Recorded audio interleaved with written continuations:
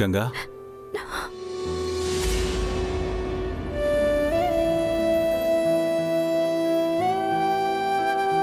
I'm sorry Ganga, నిన్ను చాలా బాధ పెట్టాను.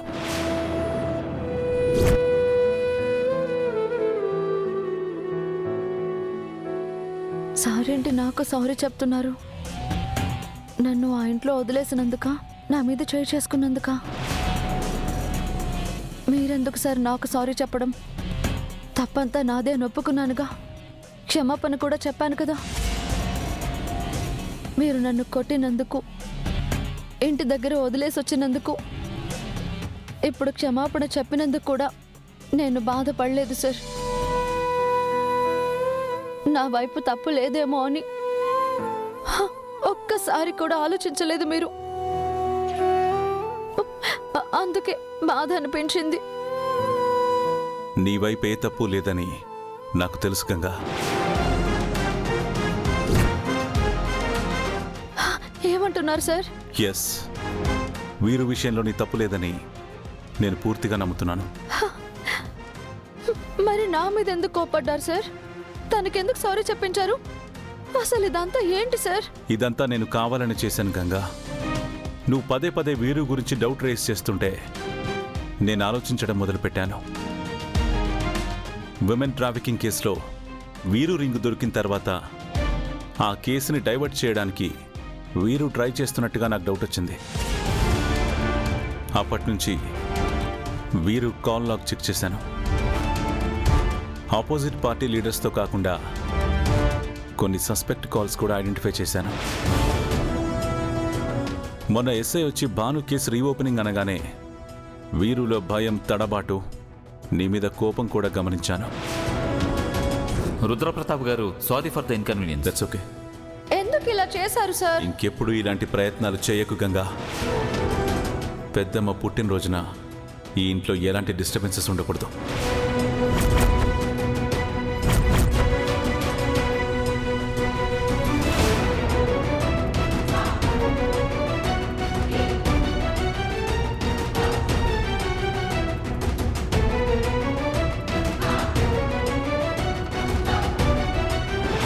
నువ్వు మోటార్ షాక్ కొట్టడానికి గల కారణం వీరు అనగానే నేను ఆలోచనలో పడ్డాను.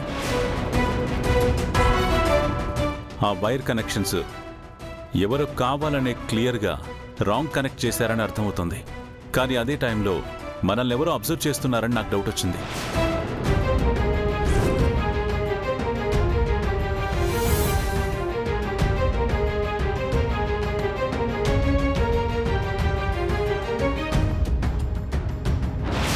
అందుకే కావాలని నీ మాటను లెక్క చేయనట్టుగా నిన్ను కోపడ్డాను. వీరు గురించి అలా ఆలోచించొద్దని చెప్పాను. కానీ అది ఎవరు చేశారో తెలుసుకునే ప్రయత్నంలోనే ఉన్నాను. ఇంతలోనే నువ్వు సీసీటీవీ ఫుటేజ్ తీసి నానా హడావిడి చేసి వీరు నీ పాయింట్అవుట్ చేసి లేనిపోని గొడవంతా చేశావు. సీసీటీవీ ఫుటేజ్లో ఏమీ ఉండదని నాకు ముందే తెలుసు. ఎందుకంటే నీకన్నా ముందు సీసీటీవీ ఫుటేజ్ నేను చెక్ చేశాను. వీటన్నిట్లో వీరు ఏదో తప్పు చేశాడని, వాటిని కవర్ చేయడానికి ప్రయత్నిస్తున్నాడని నాకు అర్థమైంది. నన్ను దేవుళ్లా చూసే రంగారావు కూడా అబద్ధాలు చెప్పాడంటే దానికి గల కారణం వీరునే. ఇదంతా తెలిసి కూడా మీరు వీరు నిలదీయకుండా ఎందుకు ఊరుకున్నారు? వాడి దారిలోనే వెళ్ళి వాడిని దెబ్బ కొట్టాలని. వాడి ఏ నమ్మకంతో పెదనాన్నని పెద్దమ్మని గ్రిప్లో పెట్టుకుని ఇన్ని కుట్రలు చేస్తున్నాడో అంతే నమ్మకంతో వాణ్ణి కూడా నమ్మించి వాడి నిజస్వరూపం బయటపెట్టాలి. నేనంత ఇష్యూ చేసి వాడి మీద నమ్మకం ఉన్నట్టుగా నటించాను కాబట్టే వాడు ఎంతో ధైర్యంతో నీ ముందుకొచ్చి పొగరుగా వార్నింగ్ ఇచ్చాడు. అప్పుడే వాడి నిజస్వరూపాన్ని చూశాను.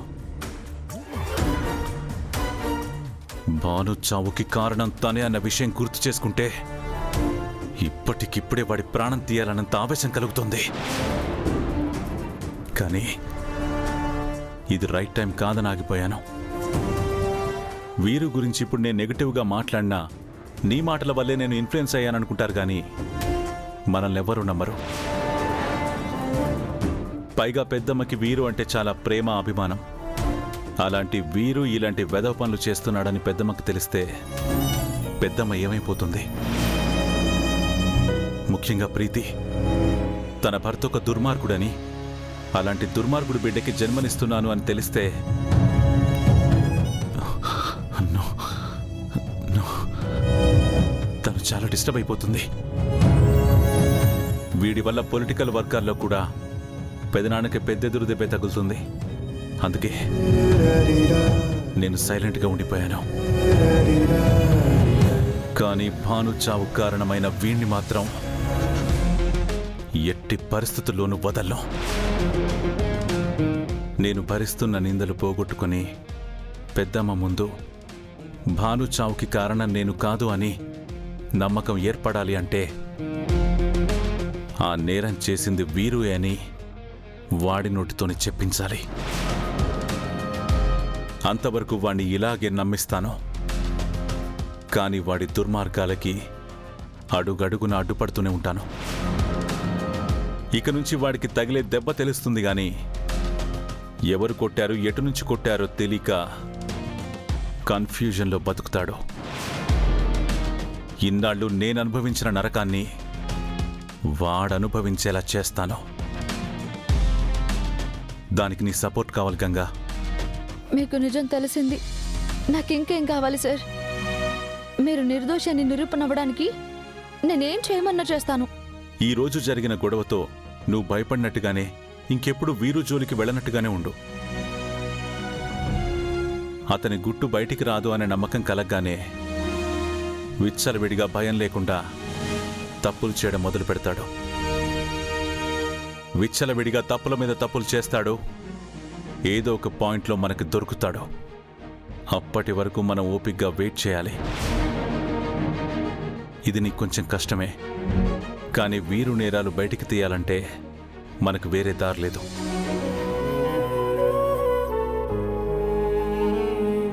మీరు తోడుగా ఉంటే నాకే కష్టమూ ఉండదు సార్. మీకోసం ఇలాంటి అవమానాలు ఎన్నైనా భరిస్తాను. మీరు నిర్దోషిగా నిరూపణ కావాలి.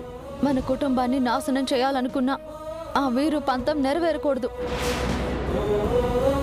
అందుకు నేను ఎప్పుడు సపోర్టింగ్ చేస్తాను సార్.